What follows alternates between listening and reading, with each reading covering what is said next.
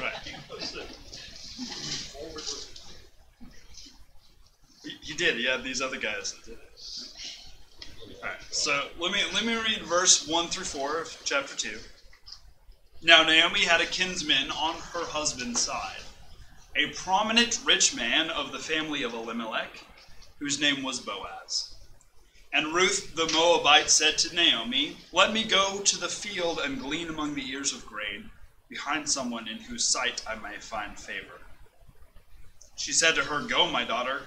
So she went. She came and gleaned in the field behind the reapers. As it happened, she came to the part of the field belonging to Boaz, who was of the family of Elimelech. Just then Boaz came from Bethlehem. He said to the reapers, "The Lord be with you." They answered, "The Lord bless you." And we'll stop there. So, from Bianca's description and the description in verse 1 of chapter 2, what impression do you have of Boaz? What kind of man does he seem to be based on the first verse? A good man. That's a good one. Successful, right? And the assumption there, especially in the Old Testament, is if he's successful, that means he's a good man, right? Those go together. God has blessed him. But he seems to also be a really good man. What else? Anything else? Yes. He's a very fair man. We'll see. They make him very strong, sturdy. Right. And that's his name means strong. But he's strong of character as well as strong of body. Right? Solomon names a pillar of the temple after him. How might someone display the same characteristics as Boaz? Honor, might, valor, and loyalty today?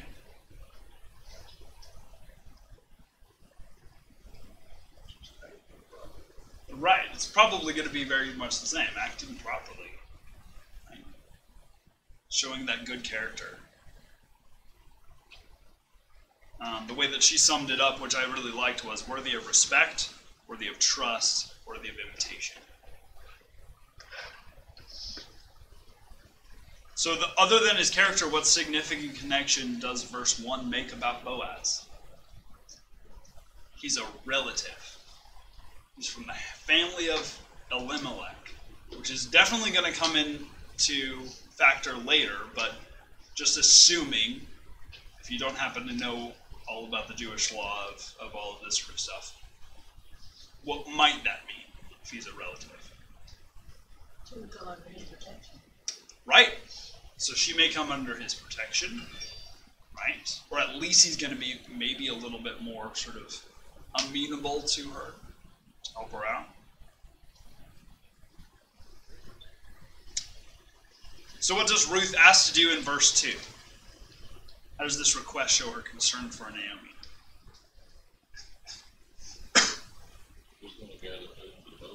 Right, so she's going to gather food for both of them. Right, she's going to glean in the fields. So,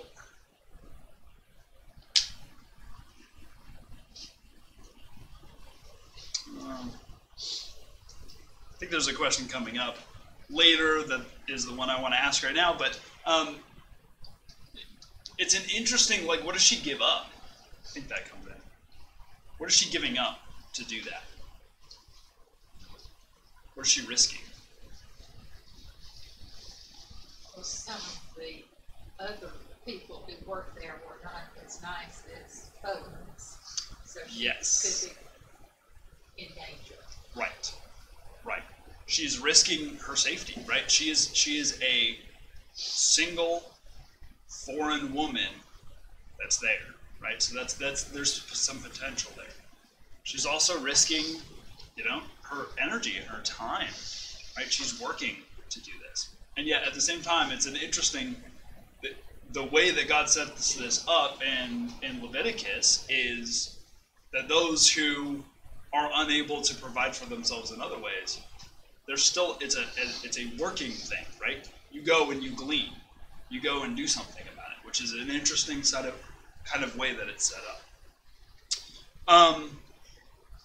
So what did Bianca say about the phraseology in verse 3? It just so happened.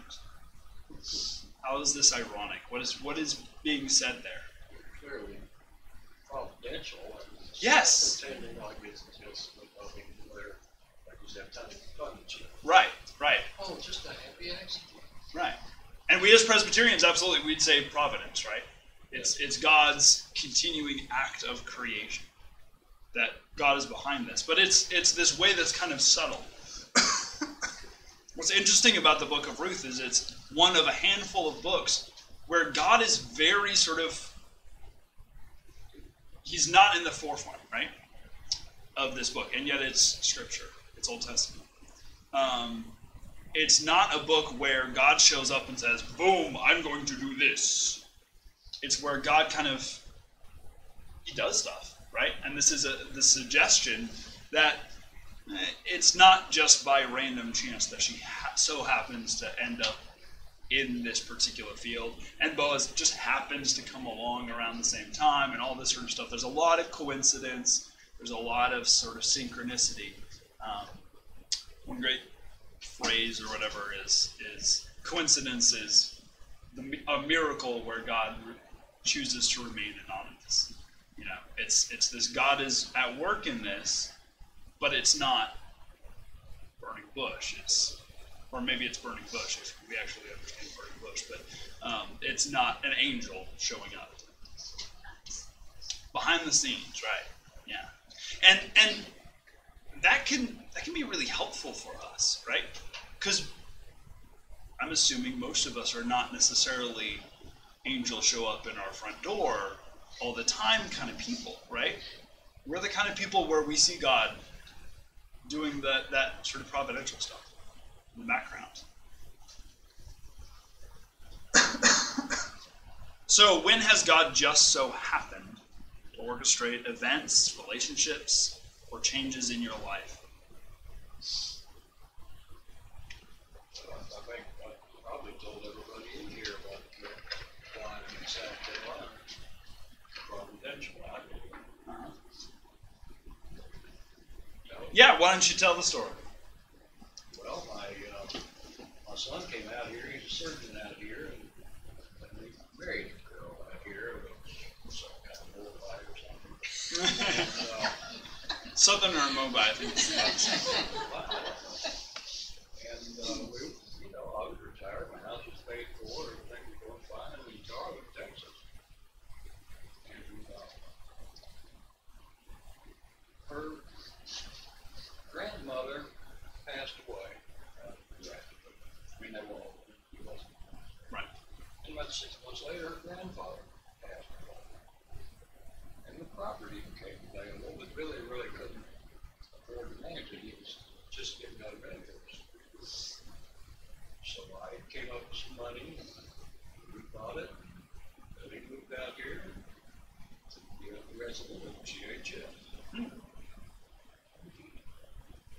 out of the house, and my wife and I moved out here to be with Will and the grandchildren. Nice. I think they're more. That's good. Well, I think a lot of us have those stories, right? Where stuff just kind of just lines up. Just kind of. Did you realize that he was moving at the time?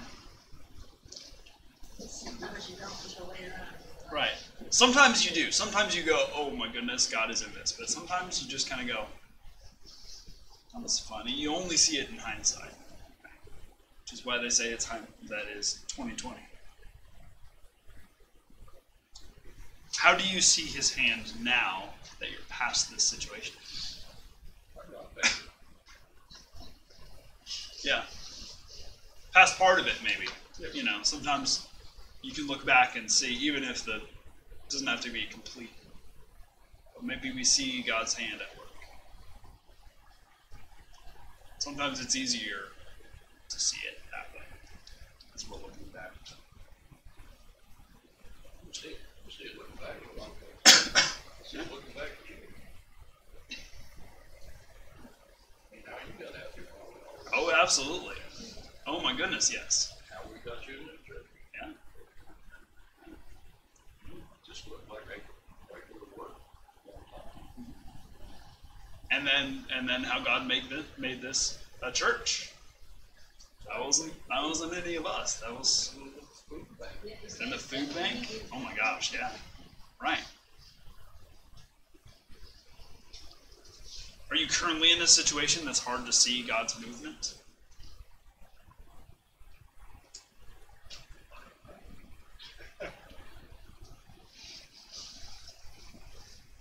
See it clearly. This question, I think, makes sense with a different edit, because I couldn't find it in the video. But what connection did Bianca make between Boaz's greeting and his character? How does this greeting further reflect that he's an honorable man? So his greeting is this. He comes out to the reapers and he says, "The Lord be with you." And they answered, "The Lord bless you." Right, he's a godly man. This is the divine name of God, you notice. It's all capital letters. He's blessing them with the name of God. Yeah. And he's a good man. These are lowly people that he doesn't even have to talk to. Yeah. I am absolutely blown away by how many times you hear like the biography of just really great people that you look up to. And people will say over and over that they treated everybody the same, whether they were the guy who pushed the button for the elevator or a head of state or whatever. They just treated them just the same. They were just good and gracious to them. That means a lot, right? So he's blessing these tractors, right? You know. Yeah, we're all part of the team. Right. Janitors don't do their work, the hospital can't function. Absolutely. Yeah. If the garbage men don't pick up the trash, we're in a heck of a fix. Yeah. You like New York. For Giuliani at least. Mike Rowe has a great thing about, I'm addicted to clean streets and indoor plumbing and all this, and there's all these people who do that, and we don't always give them the respect that they deserve for it. And safe streets. Yeah, absolutely.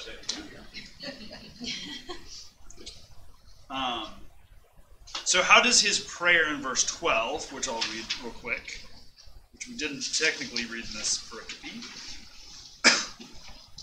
May the Lord reward you for your deeds, and may you have a full reward from the Lord, the God of Israel, under whose wings you have come for refuge. I hope he doesn't reward me in like currency. It's all I can say. Well, this is Boaz talking to Ruth. Oh, So how does this prayer reflect both hesed, that idea, that concept of blessed kindness, sort of the blessing of all of God's good attributes on you, and Boaz's noble character?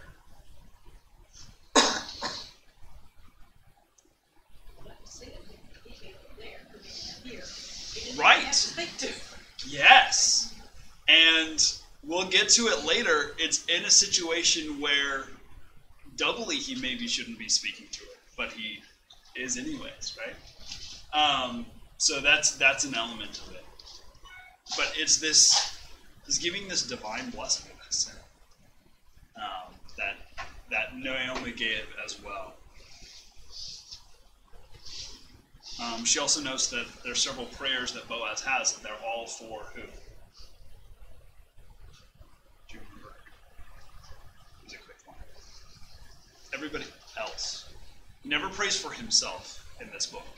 He always is blessing other people. He's always praying for other people. And then he also becomes the answer to that prayer. He says, I pray that God will give you protection, and he actually provides that protection. I pray that God will be with you, and he is with her. Who does Boaz believe will meet Ruth's needs? God, yeah. Now he's willing to be an instrument of that, but ultimately, again, there we have that sort of providential understanding that God's going to do this, and yet he also realizes how he might be the tool by which God is going to do it. In the context of the harvester greeting in verse 4, how might Boaz expect God to display his hesed to Ruth?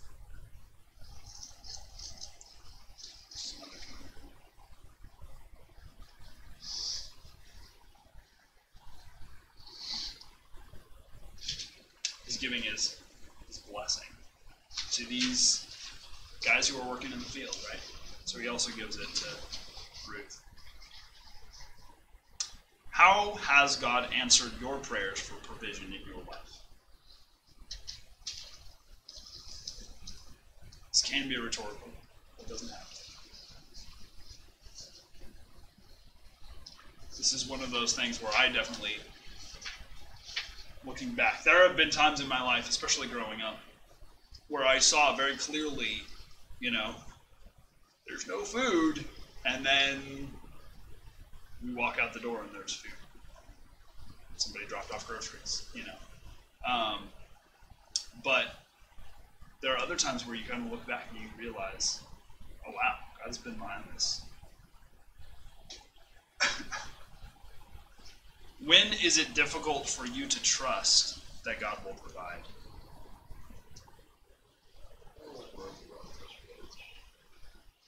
When you get patient, don't wait for it.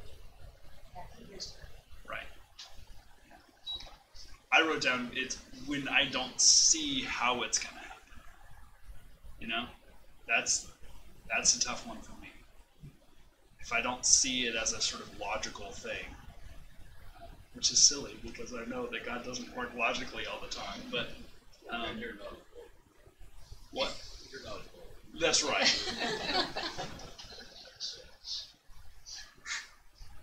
I could make a Vulcan joke that no one would get, but I won't. Well, I shouldn't have. No, that was a popular cultural reference. I was going to get into deep, yeah. How do you feel when you see God answer your prayers, either for yourself, your family, or others? What does that feel like? Amazing.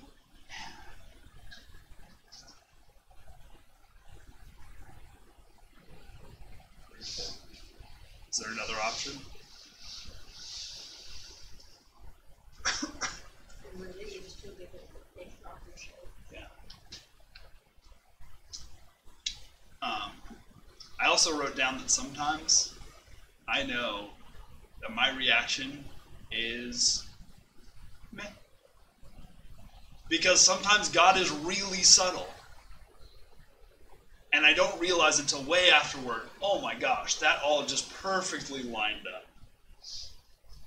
And so sometimes God answers my prayers and I'm not really paying attention and I'm not really looking at it and I'm not really acknowledging that it's God. And so sometimes my reaction is no reaction. Or, well, that was lucky. Or that was really nice of that person, that sort of thing. So like that, sorry. Yeah, exactly.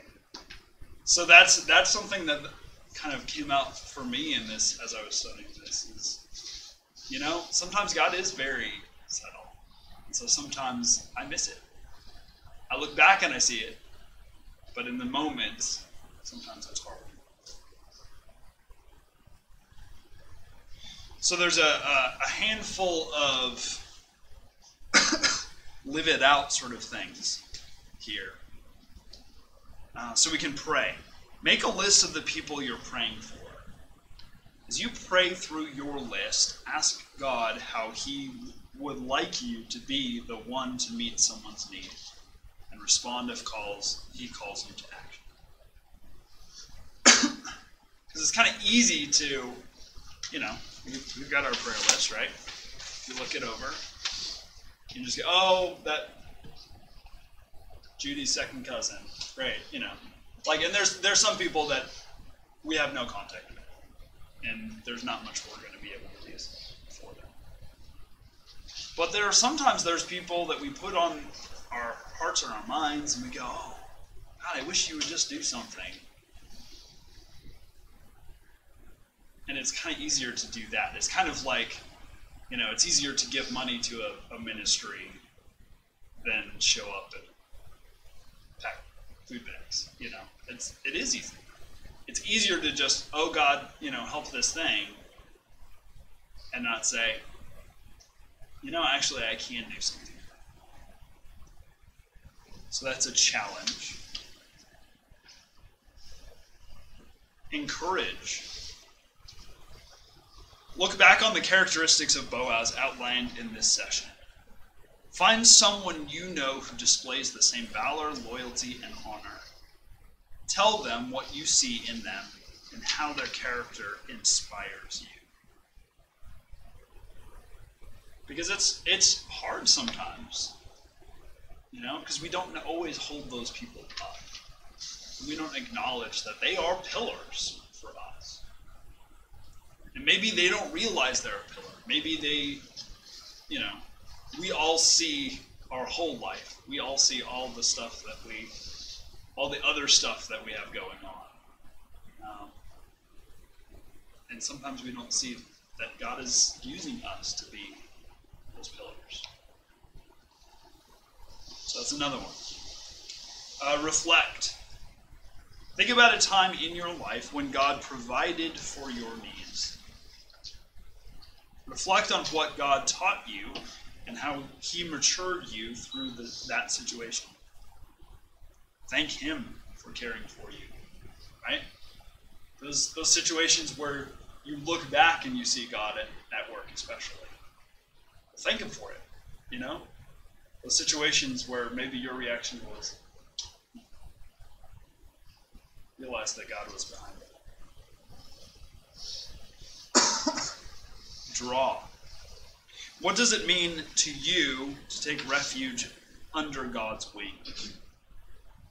Create artwork that reflects how you feel about God's protection and provision.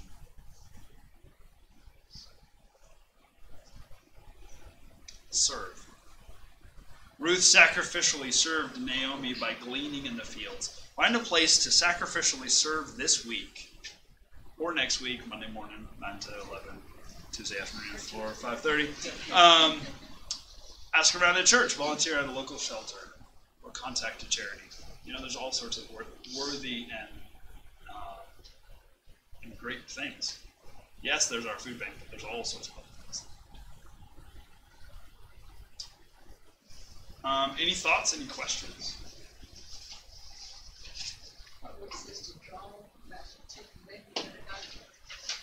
Some of you may know that back in the summer we had to spare the chickens to cook up with.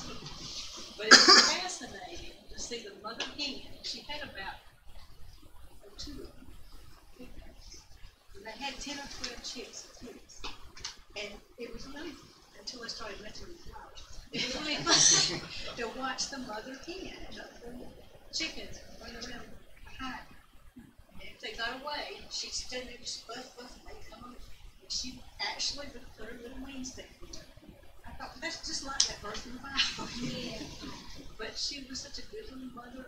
And if they scattered, she'd go around them up. And that's what God does. Yeah. And think of that, that's Jesus over Jerusalem, saying, oh, Jerusalem, Jerusalem, how I long to gather you like that, but you wouldn't listen. Yeah. That's good. Something that struck me, and it wasn't really in the questions, but it was in the video, but these couple of verses has a lot about just kind of being a good person, being a good man, being a good woman are both there, right? The man who is there as a pillar and protecting and kind and courageous, and the woman she brought up, Proverbs 31. But this Ruth goes, there's a problem, I'm going to go do something about it, and she goes and does it. She womans up, There's a lot of that going on in our culture about, what does that mean to be a true man? What does it mean to be a true woman? All that sort of stuff. And there's some really interesting elements in this that we see very side by side. We see Ruth and Boaz are really pillars. Both of them are. And spoilers / going back to the Jesse tree thing, we remember, where does Ruth end up? Where do we hear about her again? In the lineage of Christ, right? Her and Boaz, not to spoil the end, but they get married and they have children. And she and he are the grandparents of Jesse, father of David the king. Like, that's pretty amazing. It's really neat. Anyways, any other questions? Let's pray. Lord God, thank you for this time. Thank you that you give us strength, that you make us pillars, that you find us in our lowest times and you provide. You work behind the scenes where we sometimes don't even realize until later. You just so happen to line things up just right. Lord God, open our hearts and our minds to those times when you're at work in our lives. Help us to be at work in the lives of those around us. Show us how we might be the hands and feet, how we might be the answers to the prayers that we lift up to you.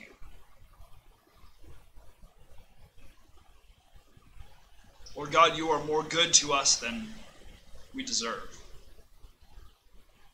You greet us, you come down to us, and you treat us like we are far more special than we think we are. We thank you and we praise you. In the name of Jesus Christ our Lord.